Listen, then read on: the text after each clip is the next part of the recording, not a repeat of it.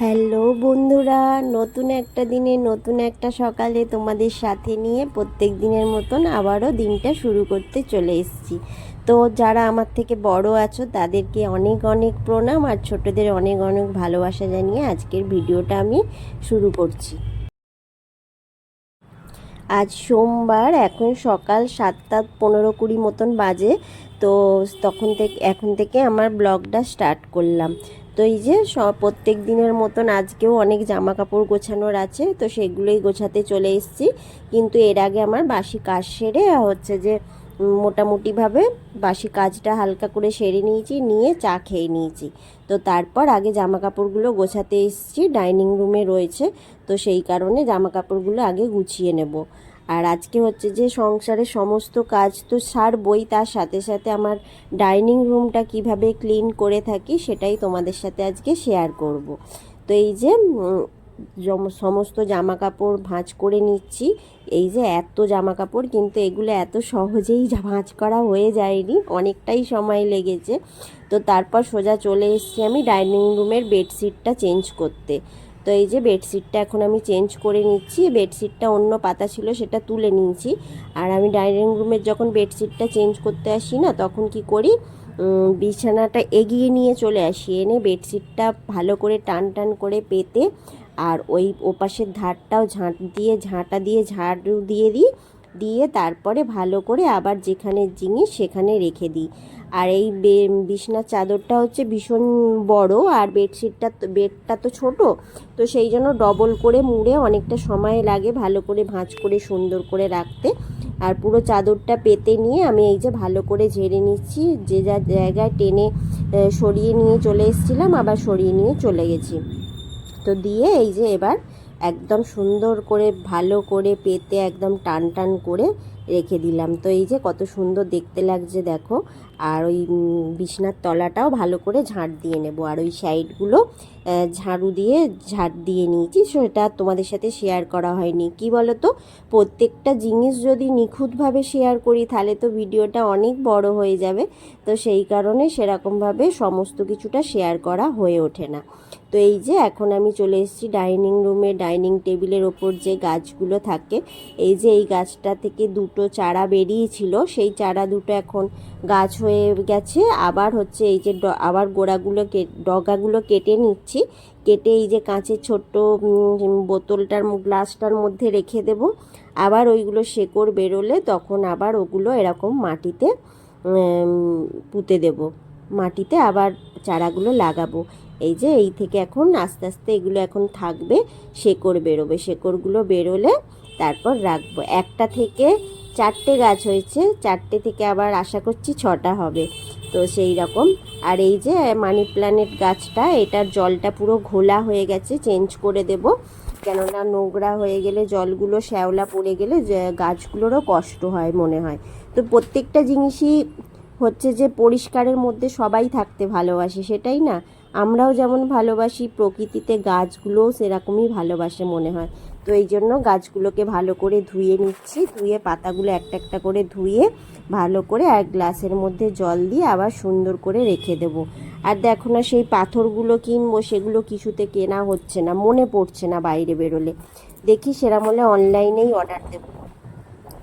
আর এই যে এখন আমি সমস্ত গাছের গ্লাসগুলো জল পাল্টে নিচ্ছি, ধুয়ে তারপর গাছগুলো আবার যেগুলো বাড়তি পাতা হয়ে গেছে সেগুলো ফেলে দিয়ে সুন্দর করে ধুয়ে আবার রেখে দেবো যে যার জায়গায়। সে তার এই যে বাড়তি পাতাগুলো ফেলে দিলাম, শেকড় হয়ে গেছে।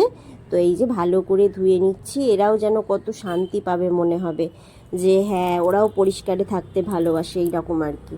তো যাই হোক, ডাইনিং রুমটা পরিষ্কার করতে অনেকটাই সময় লাগবে, কিন্তু তার সাথে সাথে আমাকে তো সংসারের অন্যান্য কাজগুলোও করতে হবে। তো সেই জন্য অনেকটা সকাল সকালে এই সমস্ত কাজগুলো করতে আরম্ভ করে দিয়েছি। আর এই যে এই সমস্ত গ্লাসগুলোর জলগুলো ফেলে দিচ্ছি, এই যে পচা পাতা, এই পাতাটা শুকিয়ে গেছে, ওই জন্য কেটে ফেলে দিলাম। তাতে কী হবে, গাছগুলো ভালো গ্লো করবে। তো সেই জন্য ওইগুলো করলাম। আর এইগুলো প্রত্যেকটা গাছই কিন্তু আমার কিনে আনা নয়, জানো তো, অনেকগুলো গাছ হচ্ছে যে রাস্তা থেকে তুলে নিয়ে চলেও এসছি, এরকম হয়েছে। গাছ এত ভালো লাগে না কি বলবো, যদি নিজস্ব একটু মাটি থাকতো অনেক গাছ বসাবার চেষ্টা করতাম। তো যাই হোক, এই যে এখন গাছগুলো সব ধুয়ে ফ্রেশ করে নিয়ে জানালায় একটু রাখছি, একটু হালকা রোদ পাবে, সেই কারণে রোদগুলো লাগলে তারপরে আবার যে যার জায়গায় সেটা রেখে দেবো। এখন হচ্ছে গাছগুলোকে এখানে পরিষ্কার করে সুন্দর করে জল টল চেঞ্জ করে দিয়ে এখানে রেখে দিয়েছি। কিছু গাছ এখানে রেখে দিলাম, আর কিছু এই যে ডাইনিং টেবিলটায় ছিল সেগুলো নিচে নামিয়ে রেখেছি। ডাইনিং টেবিলটা কলিং দিয়ে মুছে আবার হচ্ছে যে টেবিল ক্লথটা পাল্টে দেব, পাল্টে ওখানে গাছগুলো রাখবো। আর অনেকগুলো তুলসী গাছ এনেছিলাম আমার মায়ের বাড়ি থেকে, তো সেখান থেকে সেই গাছগুলোকে বাঁচিয়ে রাখার চেষ্টা করছি, তুলসী গাছগুলোকেও। তো সেইগুলো এখন ডাইনিং টেবিলেই রাখবো। কেন বলো তো, সবে তো গাছগুলো বসিয়েছি, আর সবে সবে গাছ বসিয়ে না ছাওয়াতেই রাখতে হয়, যদি রোদ্দুরে রাখি গাছগুলো তাহলে আর বাঁচবে না, এরকম একটা ব্যাপার। এই যে এইগুলো তুলসী গাছ রাখলাম, তো টেবিলটা পরিষ্কার করে সমস্ত গাছ যেখানে রেখে দিয়ে এই যে এবার কিচেনে চলে এসেছি। মাংসটা বের করে মাংসটা বরফ গলতে দেবো, কেননা অনেকটা সময় লাগবে, তো অনেকটা বরফ হয়ে আছে, সেই জন্য আগে কাজ করতে করতে আগে চিকেনটা বের করে রেখে দিলাম, একটু জল দিয়ে দিলাম, দিয়ে চলে এসেছি এবার ভালো করে ঝাঁট দিয়ে নিতে। সকালে তো হালকা করে ঝাঁট দিয়েছি, বাসি কাজ যেরকম না সারলে নয় সেই রকমভাবে, আর এখন একদম খাটের তলা টলা ভালো করে পরিষ্কার করে ঝাঁট দিয়ে নেব। একটা সংসারে কত ধরনের কাজ থাকে তাই না, প্রত্যেক দিনের অনেক রকমের কাজ থাকে, শুধু রান্না খাওয়া নয়, ঘর দোরের অনেক কিছু কাজ থাকে। আর এই যে মেয়ের বোতলটা খাটের তলায় পড়ে গেছিলো, সেই বোতলটা তুলে নিয়ে ঝাঁট দিয়ে দিয়ে সরিয়ে নিয়ে এলাম, ওটাকে ভালো করে সাবান দিয়ে দেব। আর খাটের তলাটা হাত বাড়িয়ে বাড়িয়ে যতটা পারছি ঝাঁট দিয়ে নিচ্ছি, কারণ প্রচুর ময়লা পড়ে, তো ময়লার তো শেষ নেই, কি আর বলবো। তো সামনে দিয়ে অনেক গাড়িও যায়, সেই কারণেও হতে পারে। আর ধুলো হচ্ছে প্রত্যেকটা ঘরেই হয়, যার যেখানেই ঘর হোক প্রত্যেকটা ঘরে কেউ বলবে না যে আমার ঘরে ধুলো হয় না। এই মুছে দেবে সব ফার্নিচার, দেখবে তারপর কিছুক্ষণ পরেই হচ্ছে যে আবার হাত দিলেই দেখা যাবে ধুলো। তো যাই হোক, এই যে ভালো করে আমি ঝাঁট দিয়ে নিচ্ছি পরিষ্কার করে, তারপর হচ্ছে যে অন্য কাজ করবো, আগে ঝাঁটটা দিয়ে নিই। তো ঝাঁটটা নিয়ে ডাইনিং রুমে বেসিনে চলে এসেছি, বেসিনটা পরিষ্কার করে নিচ্ছি। গাছগুলো থাকে, ওই অ্যালোভেরা গাছ থাকে, আর একটা কি গাছ, ওই গাছটার নাম জানি না, তো সেই গাছগুলো থাকে, তো ওই টব থেকে মাটিগুলোও পড়ে, তো সেইগুলোর জন্য বেশি নোংরা হয়েছে। নালে বেসিন আমার বেশি নোংরা হয় না, দুদিন ছাড়াই আমি পরিষ্কার করে নিই, তো সেই জন্য একটু নোংরা টাইপের লাগছে, কিন্তু অত কিছু নোংরা নয়, বেশিটাই মাটিগুলো পড়েছে। তো যাই হোক, এখন আমি বেসিনটা ওই ভিম লিকুইড জেল দিয়ে ভালো করে দিয়ে সাবান দিয়ে মুছে নিচ্ছি। আর নিচে জল পড়ে, তো সেই জলের শ্যাওলা শ্যাওলা একটা কেমন পড়ে, তো সেই জন্য ব্রাশটা দিয়ে ভালো করে ঘষে দিচ্ছি যাতে পরিষ্কার হয়ে যায়, সেই কারণে। তো তারপর ভালো করে জল দিয়ে ধুয়ে নেব ওখানটা।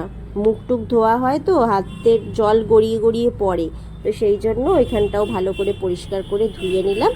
নিয়ে এবার হচ্ছে যে ভালো করে সমস্ত কিছু লাইজল দিয়ে ভালো করে মুছে নিচ্ছি। তো এই তো ডাইনিং পরিষ্কার করতেও অনেকটাই সময় লাগলো, তো কিছু করার নেই, এগুলোও করতে হবে। আর কাচাকুচিও আছে কিছুটা, তো এইগুলো করে নিই, তারপর করব।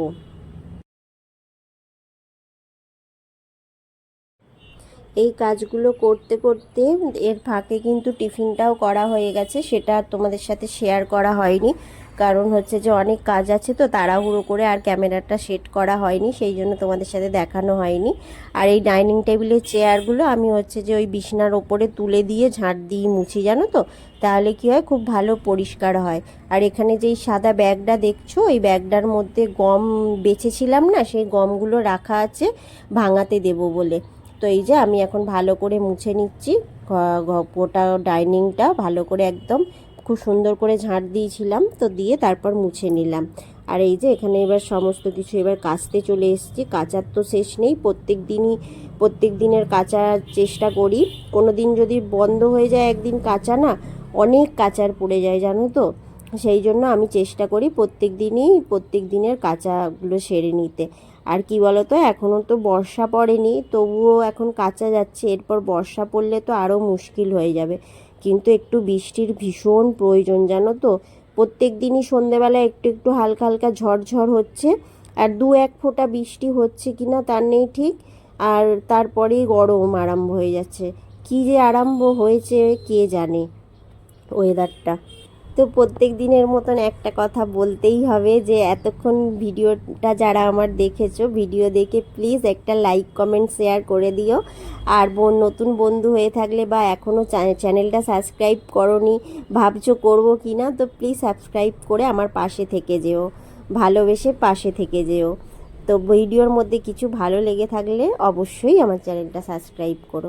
এই যে তোমাদের সাথে কথা বলতে বলতে দেখো কত দূর আমি এগিয়ে এসেছি, কাজ করতে করতে অনেকটাই কাজ হয়ে এসছে।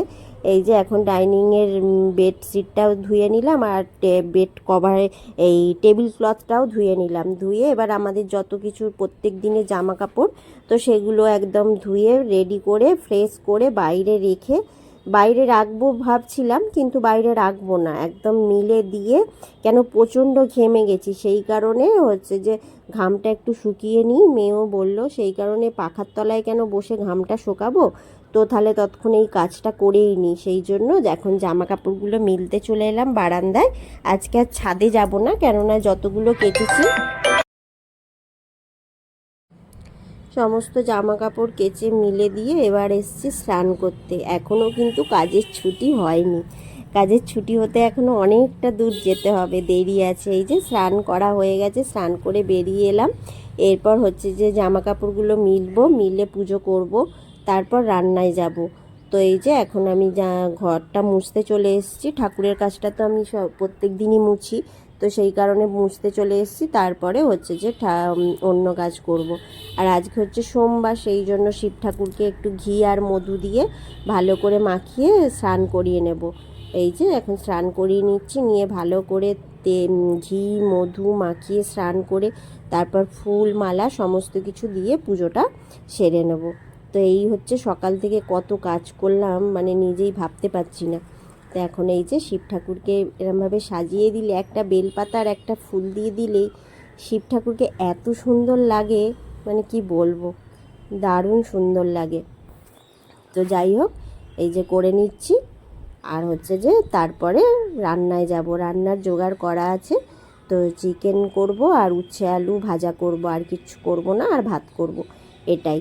তো এখন আমি প্রত্যেকটা ঠাকুরকে খেতে দিয়ে দিচ্ছি, খাওয়া দাওয়া খেতে দিয়ে তারপরে আমি অন্য কাজে যাব।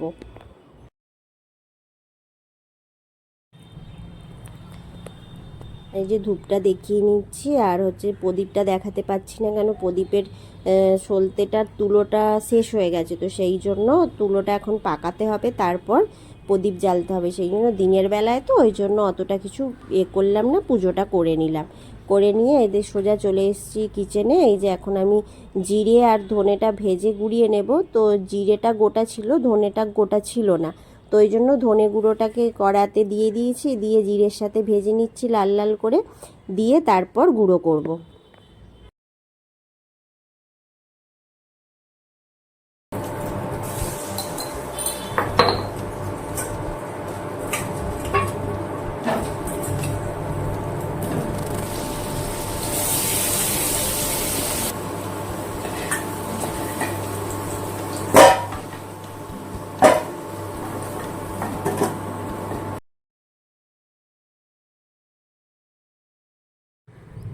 এই যে চিকেনটা ভালো করে ধোয়া হয়ে গেছে, এবার চিকেনের নুন, আদা রসুন কাঁচা লঙ্কা পেস্ট করে নিয়েছি, সেই পেস্টটা মাখিয়ে নেব।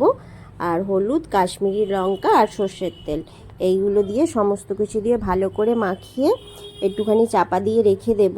ততক্ষণ এদিকে আমি অন্য কাজগুলো করে নেব। একটু সময় ধরে চিকেনটা ম্যারিনেট করে রাখলে বেশ ভালো হয়, তো সেই কারণে এটা ম্যারিনেট করে আর চাপা দিয়ে রেখে দেব। আর হচ্ছে এইদিকে পেঁয়াজগুলো ভেজে নেব। এই পেঁয়াজগুলো বেরেস্তা টাইপের করব, চিকেনটা একটু অন্য টাইপের করব। পেঁয়াজটা অর্ধেকটা ভেজে আর তুলে নেব, একটু লাল লাল ভাজা হয়ে গেলে তারপর এই পেঁয়াজগুলো তুলে রেখে দেব।